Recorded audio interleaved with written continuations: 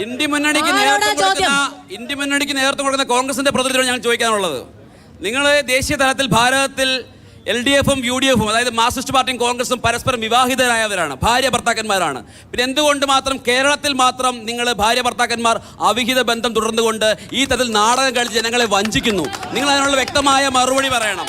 Indian national Congress ഈ തെരഞ്ഞെടുപ്പിനെ contest ചെയ്യുന്നത് ഇന്ത്യ മഹാരാജ്യം ഭരിക്കാൻ വേണ്ടിയാണ്. ഇന്ത്യ മഹാരാജ്യത്തിൻ്റെ പ്രധാനമന്ത്രിയായി ഇന്ത്യ മുന്നണിയുടെ ചുമതലയിലുള്ള ഭരണം വരുന്നതിന് വേണ്ടി തന്നെയാണ് ഇന്ത്യ മുന്നണി അതിനുവേണ്ടി ക്രമീകരിക്കുന്നത്.